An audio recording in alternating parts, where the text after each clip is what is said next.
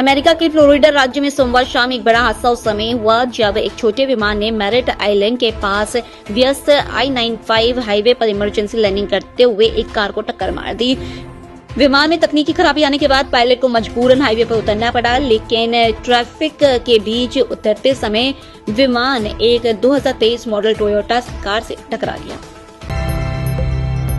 शीतकालीन सत्र के 8वें दिन मंगलवार को लोकसभा में चुनाव सुधारों पर कानून मंत्री अर्जुन राम मेघवाल जवाब देंगे और केंद्र सरकार का पक्ष रखेंगे। वह विपक्ष की ओर से लगाए गए वोट चोरी और स्पेशल इंटेंसिव रिवीजन के गैर कानूनी होने के आरोपों पर भी बोल सकते हैं। इससे पहले मंगलवार को लोकसभा में चुनाव सुधारों पर चर्चा हुई। इस दौरान कांग्रेस की ओर से राहुल गांधी ने हिस्सा लिया और आरोप लगाया कि भाजपा और चुनाव आयोग मिलकर वोट चोरी कर रहे हैं।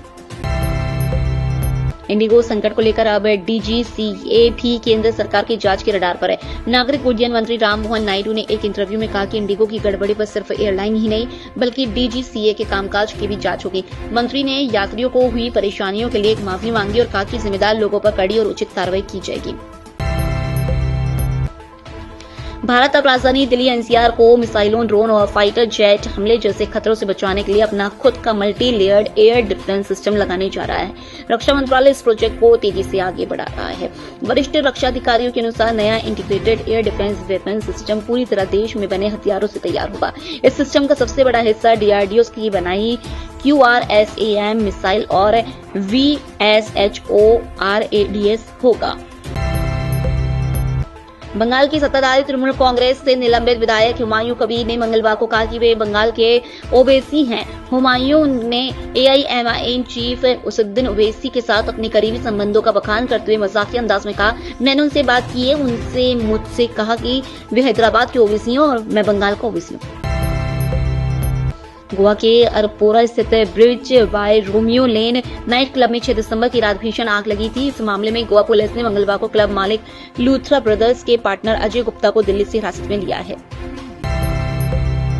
पुणे इंटरनेशनल एयरपोर्ट पर एयर इंटेलिजेंस यूनिट ने बैंकॉक से आए एक यात्री से 2,29,00,000 रुपए कीमत का हाइड्रोपोनिक मारिजुआना जब्त किया है। आरोपी को NDPS एक्ट के तहत गिरफ्तार किया गया। अधिकारियों के मुताबिक कार्रवाई सोमवार को की गई थी।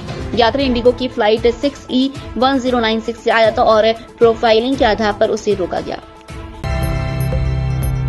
पहाड़ी राज्यों में बर्फबारी के बीच मैदानी इलाकों में सर्दी बढ़ने लगी है। मध्य प्रदेश में अगले 2 दिन शीतलहर का अलर्ट है। बीती रात प्रदेश में सबसे कम तापमान शहडोल के कल्याणपुर में 4.7 डिग्री दर्ज किया गया। वहीं इंदौर समेत 25 शहरों में पारा 10 डिग्री से कम रहा। वहीं राजस्थान में कड़ाके की सर्दी पड़ रही है। प्रदेश में 10 दिसंबर तक कोल्ड वेव का असर रहेगा। मंगलवार को राज्य के 18 से ज्यादा शहरों में न्यूनतम तापमान सिंगल डिजिट में रहा। सबसे कम तापमान फतेहपुर में 3.7 डिग्री सेल्सियस दर्ज किया गया।